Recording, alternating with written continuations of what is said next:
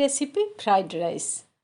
আজকে রান্নাটার বিশেষত্ব হচ্ছে যে এটা গোবিন্দভোগ চালের ফ্রাইড রাইস এবং প্রেশার কুকারে করা, তবে কিন্তু একদম ঝুরঝুরে হবে। সেটাই দেখাচ্ছি যে কি করে কত তাড়াতাড়ি সংক্ষেপে করা যায়। তার জন্য আমি প্রথমেই মটরশুঁটি ছাড়িয়ে নিলাম। মটরশুঁটি এখন কিন্তু প্রায় শেষের দিকে, অনেকে অবশ্য সংরক্ষণ করে অনেক দিন রাখে।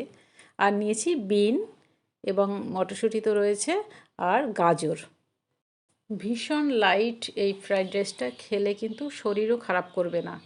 তাহলে গাজরটা কেটে নিচ্ছি। গাজর কিন্তু একটা ভীষণ উপকারী সবজি, আর গাজরে রয়েছে বেটা ক্যারোটিন নামক রাসায়নিক। এই বেটা ক্যারোটিন অ্যান্টিঅক্সিডেন্ট হিসেবে কাজ করতে পারে এবং ক্যান্সার প্রতিরোধে সাহায্য করতে পারে। আর গাজরে খাদ্য তালিকাগত ফাইবারও রয়েছে, যা পেট এবং অন্ত্রের, যেমন ধরুন কোষ্ঠকাঠিন্য বা ডায়রিয়া দূর করতে পারে। আর রয়েছে প্রচুর পরিমাণে ভিটামিন ই, যেটা আমাদের স্কিন, দাঁত, হাড় এইসবকে ভালো রাখে। এছাড়াও রয়েছে বি ভিটামিন, যেমন ধরুন নায়াসিন এবং ভিটামিন বি6। গাজরটা কাটা প্রায় হয়ে গেছে। এর পাশাপাশি আমি বিনগুলোকেও কেটে নিচ্ছি।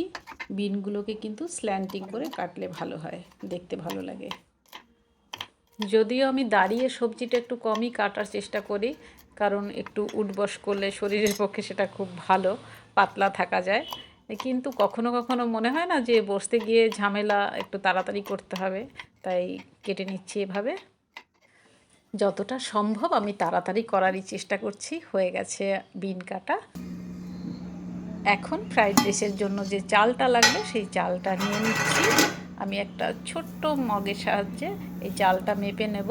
6 জনের জন্য আমি 3 মগ নেব ভাবছি।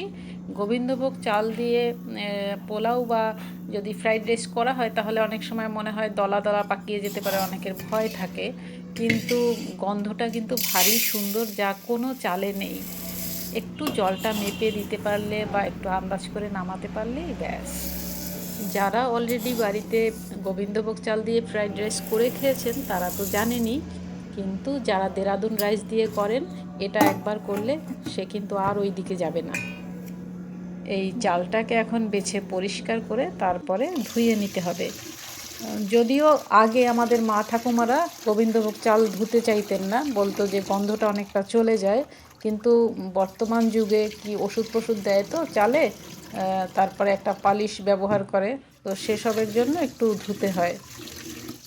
তবে বেশি ধোয়াধুয়ি করব না, বা বেশি ডলে ডলে ধুলে চাল ভেঙে যেতে পারে, একটু সাবধানেই ধুতে হবে। আমি বার ধুয়ে নেব। ধোয়া তো হয়ে গেছে, এইবার চালটা একটু শুকোতে হবে। সেটাও খুব সহজে, ভাতের মাড় যেমন আমরা ঝরিয়ে ফেলি সেরকমই আমি একদম উপুর করে দিচ্ছি একটা জায়গায়, এই সিঙ্কের পাশে, যাতে জলটা গড়িয়ে সিঙ্কের ভেতরে যেতে পারে। এইভাবে একটা উঁচু কিছুর সাথে সসপ্যানটা রেখে দিলাম। এবার জল ঝরে যাবে খুব সহজে। জলটা ঝরতে থাক, এইদিকে আমি কড়াটা বসিয়ে দিলাম, রান্না শুরু করছি। আর এখানে ধুয়ে রেখেছি কাজু এবং কিশমিশ, এইগুলো ব্যবহার করা হবে। কড়া গরম হয়ে গেছে, দিয়ে দিচ্ছি সাদা তেল। অনেকে ঘি দিয়েও করেন, বা অর্ধেক পরিমাণ ঘি অর্ধেক সাদা তেল দিতে পারেন। আমি প্রথমে সাদা তেলটাই দিলাম পুরোটা ভাজার জন্য। এখানে বিনগুলোকে একটু আগে দিলাম, কারণ বিন সেদ্ধ হতে সময় লাগে বা ভাজা হতে। তারপরে গাজরটা দিলাম। দিয়ে দিচ্ছি পরিমাণ মতো নুন। এবারে কিছুক্ষণ নেড়ে চেড়ে ভাজতে হবে। গাজর আর বিনটা অনেকটা ভাজা হয়ে গেছে। এই সময় দিয়ে দিচ্ছি মটরশুঁটি। মটরশুঁটি দিয়ে খুব বেশি ভাজা যাবে না, কারণ ফাটতে থাকে আর শক্ত হয়ে যায় উল্টো। তাই অল্প সময় দিতে হবে, যাতে কাঁচা গন্ধটা না থাকে। অল্প সময়ের জন্য ঢাকনাটা দিয়ে দিচ্ছি, কারণ ছিটকে গায়ে আসতে পারে। ঢাকনাটা খুলে ফেলবো, তার জন্য ওভেনটা বন্ধ করে নিলাম, নইলে কিন্তু মটরশুঁটি আমার চোখে মুখে চলে আসতে পারে।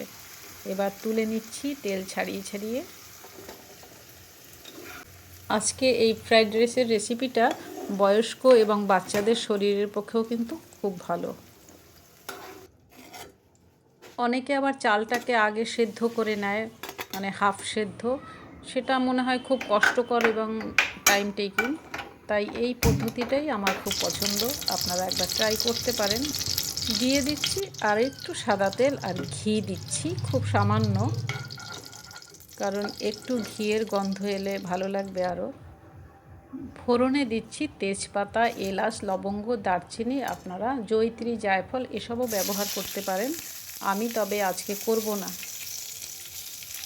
এখন দিয়ে দিচ্ছি কাজু বাদামটা। এই সময় ফ্লেমটা একটু কমিয়ে নিলে সুবিধে হয়, নইলে পুড়ে যেতে পারে। আর কাজুটা আগে দিতে হবে, পরে কিশমিশ। কিশমিশ দিয়ে একদম বেশি সময় রাখা যাবে না। এবার দিয়ে দিচ্ছি কিশমিশ। অল্প একটু নাড়তে নাড়তেই চালটা দিতে হবে, কারণ বেশি সময় দিলেই কিশমিশটা কিন্তু ধরে আসতে চায়। সেই চালটা এই দেখুন কি সুন্দর জলটা ঝরে গেছে একটু সময়ের মধ্যে। এই চালটা এখন দিয়ে দিচ্ছি, একসাথেই ভেজে নেব। আর তেজপাতাগুলো আমি এখানে কেটে কেটে দিলাম। গোটা তেজপাতা দিলে নাড়াচাড়ার সময় ভীষণ অসুবিধে হয়, তাতে কি হয় উনুনের পাশে একদম চালগুলো ছিটকে পড়ে। একটু বুঝে বুঝে রান্না করলে খাটুনি কিন্তু অর্ধেক কম হয় আর সময়ও কম লাগে। চালটা 5-7 মিনিট মতো ভাজতে হবে। আর এই চালটা ভাজার সময় কোনো নুন দিইনি, যাতে চালটা ভেঙে না যায়। চাল ভাজা হয়ে গেছে, এবার প্রেসার কুকারটা বসিয়ে দিলাম। যে মগটা দিয়ে আমি চাল মেপেছিলাম তাই দিয়ে জলও মেপেছি। জলটা ডাবলের থেকে একটু কম নিয়েছি। চাল নিয়েছিলাম 3 মগ আর জল নিয়েছি 5.5 মগ, কারণ আমি প্রেসার কুকারে দিয়েছি বলে একটু কম নিয়েছি।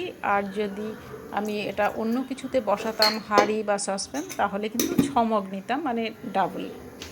নুনটাও দিয়ে দিলাম। এখন জলটা গরম হয়ে গেছে, আমি চালগুলো ঢেলে দিচ্ছি, সেই সবজি সহ ভাজা চালগুলো। সবজিও মিশিয়ে নিয়েছি,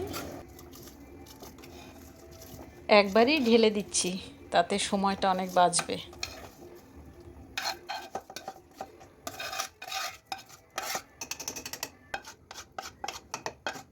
সকলেই জানেন যে ফ্রাইড রাইস একটু মিষ্টি স্বাদের হয়, তাই চিনি দিয়ে দিলাম। আপনারা যেরকম মিষ্টি খেতে পছন্দ করেন সেরকম দেবেন।